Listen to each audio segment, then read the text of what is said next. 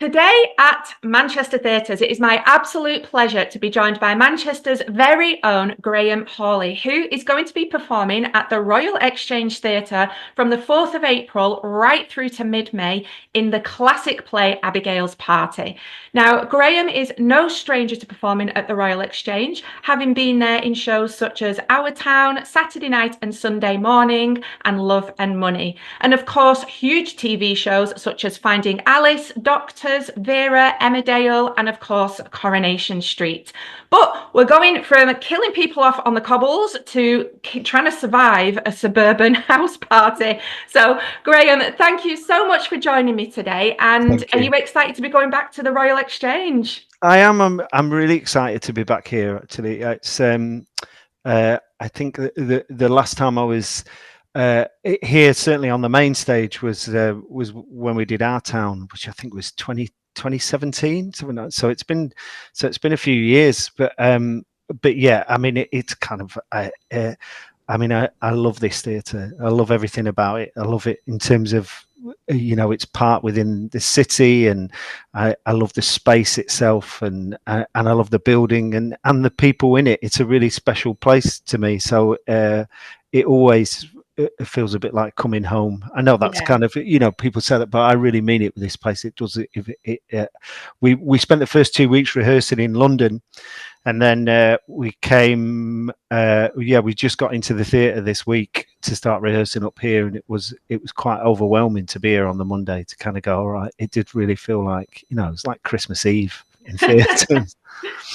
Yeah, and you're coming back with such a classic play, the Mike Leigh one. So tell us all about the story. I'll give us a bit of a synopsis, maybe. Well, I think you're right in terms of what you were saying in your introduction. I think we're in an area that's far more deadly than serial killers on the cobbles of Coronation Street. This is 1970s suburbia, and that's terrifying to me. In terms of it's very much a play about sort of, I suppose, but the rise of the middle class, really, the invention, that period of the 1970s which obviously I was just a little kid then, but I know I remember in terms of my mum and their friends and that generation, it's like that first period of time of suddenly the new kind of class that had disposable income and money and stuff in it, and it was all about kind of mod cons, who's got this freezer, who's got that, who's got this kind of, and that I suppose a straitjacket that we're still living within now really was kind of was made during that period of time, and the whole kind of keeping up with the Joneses and all of that, and that's very much what the play is about. And then and about one particular party on one evening on one suburban street, and then we're into that brilliant thing that plays do amazingly well of what if this happened. And it does. And it does. Yes, it really does. And without giving too much away about what that thing is for people who haven't seen it, your character is quite involved in that, Laurence. Yes. So tell us a little bit about who he is. It would be fair to say that Laurence is a little bit stressed, just generally in life. He's he's a very hard-working man, and he's an estate agent, and very much not a 9-to-5 worker. Brings his job home with him, and is married to Beverly, and Laurence and Beverly are very different people, but somehow managing to get along together with a shared love of all things that money can buy, really. In terms of both of them are very much in the thralls of that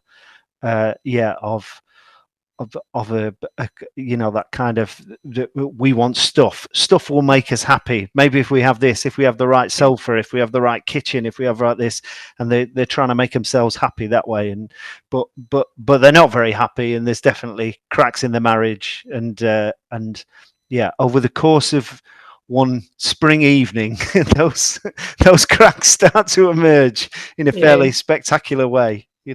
They do. And because, like you've said, we see that tension between them, and like Beverly's like hempecking him and all of these things. What do you think it is that kind of made them fall for each other in the first place? Like, how were they in the beginning? Well, what's been really exciting about this production actually is that for anybody who knows Mike Leigh's work, he has very much developed this way of working Yes. from the very beginning, where he would devise characters with the actors, and then the stories and would come out of those devising periods and that thing. So of course the play already existed, but what Nancy was amazing at, our director, was kind of like, let's honor that process and let's be part of that. So we did quite a lot of work in the first week of improvising with each other and setting up scenarios with each other. When we kind of lived out the early days of that relationship. So in our production, Beverly and Laurence did meet and did go on a first date and so we did all of that. So I think. And I think the interesting thing about this is probably the reason they got together and the reason they fell in love, in brackets, because whether they actually ever did or not, whether it's their version of love. Probably Kim's is different from mine, but I do think, I think money and security and a shared vision of what their marriage and future might be was probably more what brought them together, rather than some instant moment of looking in each other's eyes and falling in love. Which is sad in one sense, but also I suppose in another sense not as rare as we might like to think it is. I suppose. Maybe not. No. And you mentioned there the way that Mike Leigh sort of got this whole play off the ground with improvising the characters, and one of the things he also did was took them in character to the Ideal home show in Kensington at the time. So if you and Kim could go and road test sort of Beverly and Laurence somewhere, like in character now, where would you like to take them?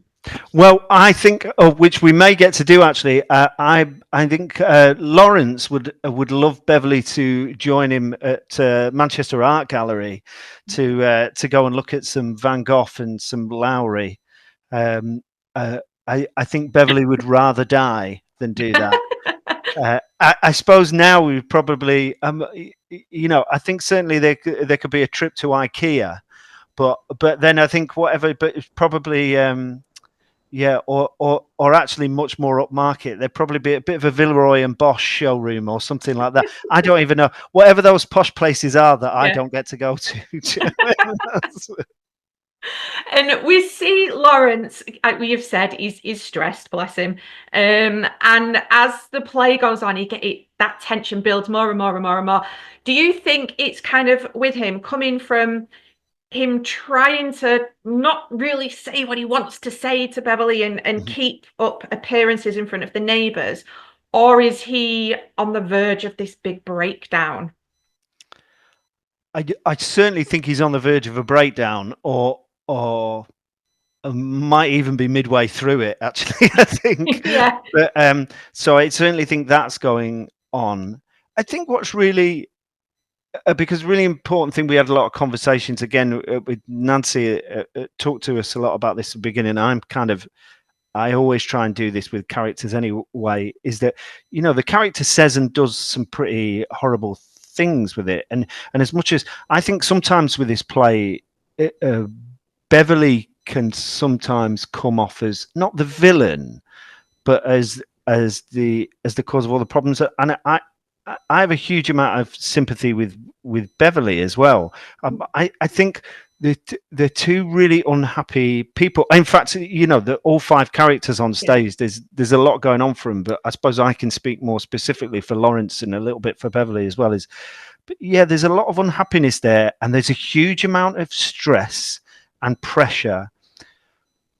Some of it coming from each other and some of it coming from that society and that suburban society and that thing of, because we are in that thing. And I remember it very much from, like I say, even though that I was a kid, I sort of recognize it and understood it more as I got older, is there was that pressure on, certainly I saw on my parents, to kind of have things and to show that you had things and to kind of be, and it was lots of going around people's for drinks and stuff, and this whole appearance, and it is, and there is a huge amount of pressure involved in that, and there is a huge amount of, and I think probably actually I've spent a lot of my adult life running away from that. I think because I kind of see where I've always kind of, I think on one level have seen where it leads, and where it leads is to kind of depression and emptiness and stress and pressure, and all of that stuff builds up in your brain and builds up in his brain,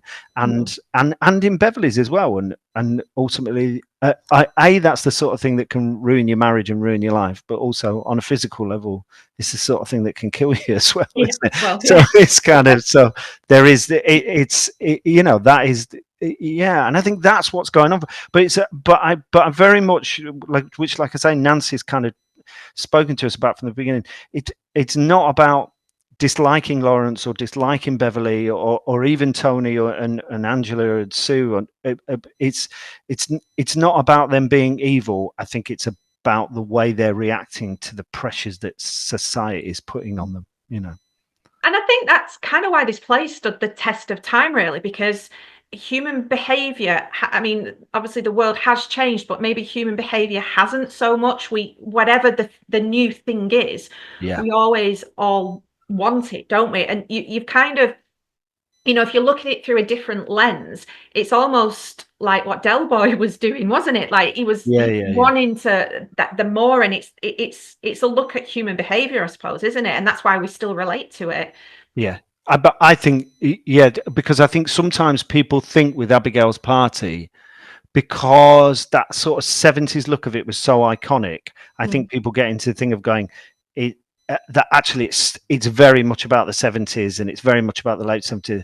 I personally would argue the opposite. I think it's probably his most universal piece of work in terms of, I think it absolutely speaks for virtually every society over the last 50 years, and culturally and internationally. And I really do think it's an incredibly universal tale, and certainly as we're working through this play, I'm going, every single line of this is as relevant today as it was 45 years ago. And I think it's written so well, like it is so conversational. So you have got those really sort of awkward silences and like gaps where, no, should I fill it? Should I not fill it? And as an audience, you're sort of watching that going, oh my, it's like the car crash, like I don't want to watch because it's awkward, but I can't not watch. And this is the thing that you'll get at the Exchange as well, which is a unique experience to have with this play, is because of the nature of it being in the round, and because actually, which I think people don't sometimes realize about the Exchange, because it can feel much bigger when you're in the auditorium, but you are so close to the actors and you are so close to the action, but also it allows for this beautiful intimacy that in those moments and in those real moments. But also what it gets is, there are bits, if you're sitting over by door 2, there are bits of the play that you will see at moments where there will be bits, those little moments, those little unspoken moments that will be just for you and the 50, 60 people around you, and somebody else will be getting a different experience over the other side. And I'm so excited about people seeing the play in that way and getting to experience in that way. I do think it would be, in that sense, I think, I don't mean, it's not groundbreaking in terms of, we're not going to reinvent the wheel, and you don't need to reinvent this play because it's a brilliant piece of work. But I think there will be something unique about seeing it this year at the Royal Exchange, and I think that's really exciting. And from an actor's point of view, that's an amazing thing to be a part of, I think. It is. It's just what the time when everything just sort of comes together at the right time, doesn't it? So if you could then have your own dinner party, and I'm going to let you use fictional characters here so that there's no sort of like who would be like amazing guests, maybe 2 or 3, and who would be your nightmare guests? I mean, my nightmare guest would be every character in Abigail's Party, probably. All of them, for different reasons, are not people that I would like to spend time with, to be honest. God, that's really. I mean, if I would have to have so I'm really into my music, so there would have to be so there would be some musical element there. But I love the Beach Boys, so I wouldn't mind if Brian Wilson was there. Yeah. And also my favourite band is a band called the Super Furry Animals, which people have never heard of. But so I wouldn't mind if the Super Furry Animals were around for it. That would be great, or at least a couple of them, you know. Yeah. And I quite like Mike Leigh to be there, frankly. You know, Yeah. I've met Mike Leigh a couple of times. Have you? Yeah, I've auditioned for him a few times. He's never actually given me a job, so I wonder if I was to actually get a full evening with him, I might be able to get a job out of him. You know, so maybe that would be a good idea. Yeah, I like it. And oh, and I tell you what I would say as well, only because he passed recently, but I've been thinking a lot about Gene Hackman recently, obviously because he passed recently, and what an incredible actor he was, and as we sometimes do when people pass. So, so I quite like to bring Gene Hackman back. And for a fictional character, I'd maybe have the Grinch, because my daughter's about to go into her exams, and the energy of the Grinch reminds me so much of my daughter at the moment as she heads into her GCSEs. So I think me and the Grinch would be all right, because I can kind of deal with that energy at the moment. So that's my dinner party, I think. That's your dinner party. Well, so you've got like a teenage daughter then, round about the same age as Abigail, who is throwing the party. Are you ready for all of that coming your way? No, absolutely. Listen, I keep saying to them, I've been saying to all the cast, are going, I think they're having a pre-exam party. So I'm literally, I'm living the life of Sue at this moment in time. But I think I'm getting a little bit of an easier time than Sue gets with Abigail. So touch wood at the moment. So. Touch wood. And talking about parties as well, with the cast, I mean, it's an amazing cast, but there's a bit of a Corrie alumni party going on as well. There is, yeah. It's kind of, it's a real reunion, to be honest. Although, having said that, we all know each other. In it at different well, we were all loads of it. So me and Kim and Tapeli we were all in Corrie at the same time for a period of time.